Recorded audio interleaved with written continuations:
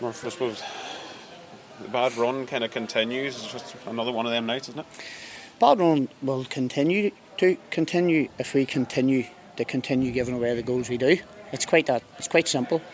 I have been speaking now for 4 weeks about mistakes. I have tried my best. We've tried everything at set pieces. Tonight we didn't concede from set pieces, but we conceded again from something that I have spoke at length about this last month. I always say to the defenders, and I always say to the players, you're at your most dangerous when you're on the ball. And if you're in a back three, back four, back five, whatever what formation you are, when we're on the ball, make sure you know where your man is.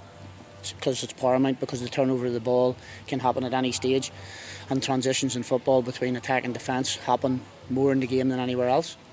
And we give the ball away in the middle of the park, and one pass and they're through and they're in, and that's the difference in the game. You're 30 seconds away from half time and you concede a poor goal. In a game there's nothing in between the two teams, and then you're trying to push at the end to get a goal. At that stage you're safe for losing 2-0, 3-0. But we try to push to get the equaliser, and again we make wrong decisions in the final third, and ultimately it costs us, and we give away another really poor goal. It's another free shot inside our 18-yard box. And look, if you're going to continue to give away poor goals, you're going to continue to lose games of football. You don't need to be a rocket scientist to work that out. And this last 4 or 5 games, it's been poor goals that we've given away.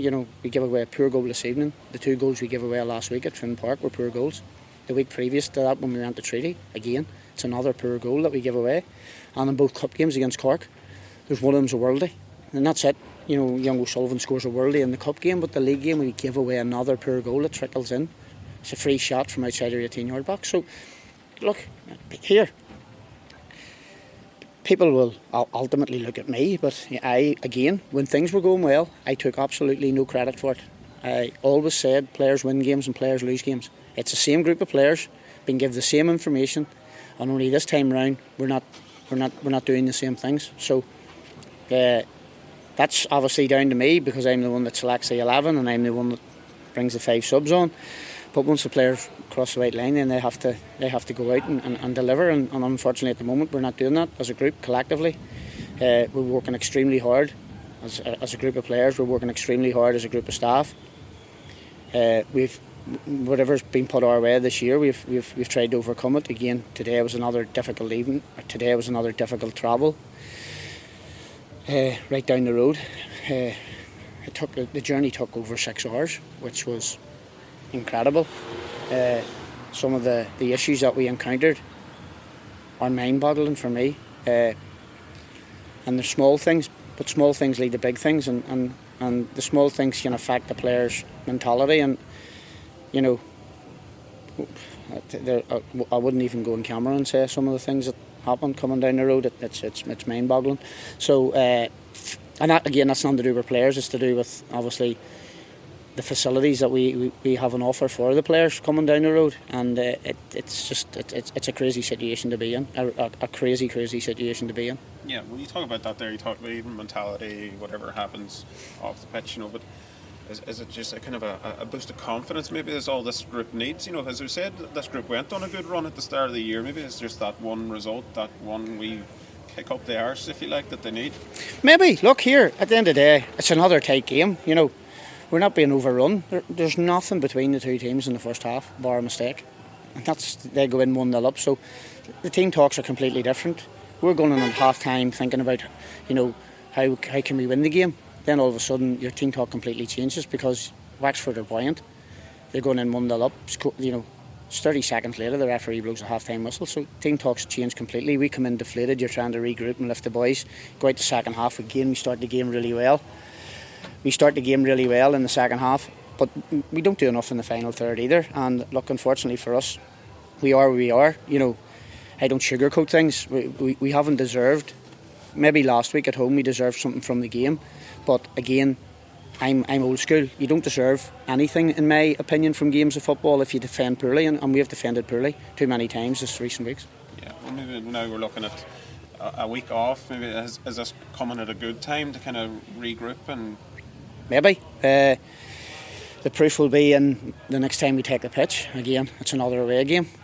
Unfortunately, we're away to UCD. So, look, in the last 7 weeks, we'll have been at Finn Park once in 7 weeks. It's horrendous. We have 9 games left. We have 4 at home and 5 away. And in that 5 away, we have a back-to-back journey to Cork and Kerry again. So, look, it's been a long season. So as I've said to the players in there, you can either regroup and go again and give yourself a fighting chance of the playoffs, or you can just see the season out, and it's entirely up to you as a player. There's nothing I can really do as a head coach other than continue to work hard in the training pitch, which we are doing extremely hard. But it's down to an individual choice of what you want from the last 9 games. It's down to the group of players that are sitting in there, what they want from it. Do they want to throw away all the hard work that they've put in the previous 26 games, or do they want to go down and give it a real go? And that's where the land lies at the moment. Yeah, and I suppose then the fans themselves can play their wee bit of a part. You know, there was 1,000 people in Finn Park again last week. Another 20 odd people came into the journey to Wexford tonight. You know, they're sticking by it. One thing I've never questioned is the fans, and I never will. You know, they've been through an awful tough time at Finn Harps recently. You know, over the last number of years. You know, we're 70 years old as a football club. We've won 1 FA Cup 50 years ago, and we've won 1 league title 20 years ago. So it's not as if we're starved for success. Yeah, we've won the odd playoff game to get promoted, but when it comes to silverware, we've won 2 trophies in our history. That's it, in 70 years. So they're a loyal band of fans who want to see a football club that is competitive, and we are competitive, but we're just lacking in certain areas, and we're conceding sloppy goals. And again, you've heard me say it, how you defend one 18-yard box and how you attack the other determines how the game pans itself out. And again, tonight we didn't defend our own well.